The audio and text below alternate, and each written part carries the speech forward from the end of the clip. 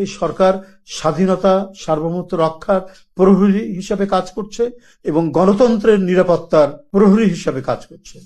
সুতরাং এই সরকারের বিরুদ্ধে অনেক ষড়যন্ত্র চক্রান্ত আছে। পরাজিত শক্তিরা নানা চক্রান্ত ষড়যন্ত্র করতে পারে, ভাবমূর্তি বিনষ্ট করার চেষ্টা করতে পারে। তো সেইটা যাতে করতে না পারে এই কারণে আমরা আগে থেকেই সবাইকে সচেতন করছি এবং আমাদের নেতাকর্মীদেরকে আহ্বান জানিয়েছি, নির্দেশ প্রদান করা হয়েছে দলের চেয়ারম্যানের পক্ষ থেকে, তারা যাতে এইখানে একেবারে পাহারাদারের মতো, প্রহরীর মতো তারা কাজ করেন। হিন্দু ধর্মের ভাই বোনদের সাথে তারা একযোগে এটা কাজ করেন। শুধু এইবারে নয়, আমরা গত দুর্গাপূজা, তার আগের দুর্গাপূজা, সমস্ত পূজাতে আমরা একইভাবে আমরা দলের নেতাকর্মীদেরকে আমরা নির্দেশ দিয়েছিলাম এবং প্রত্যেকেই বিভিন্ন পূজা মণ্ডপে আমরা সেখানে গিয়ে আমরা তাদের সাথে কথা বলেছি এবং সেখানে যে বক্তব্য রেখেছি, আমরা নানাভাবেই এই কাজগুলো করেছি।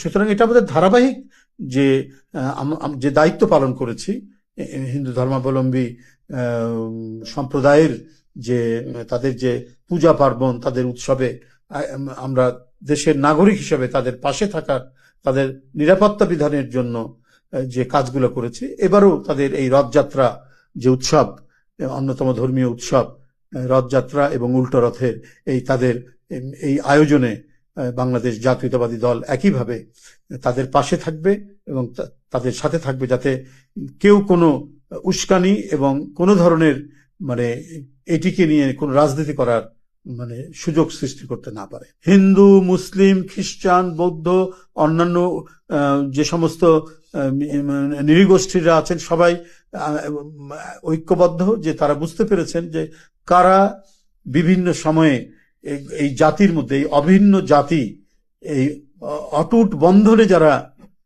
একসাথে বাঁধা আছে, তাদেরকে বিভাজন বিভক্তি কারা করত, এটা তারা বুঝে গেছেন।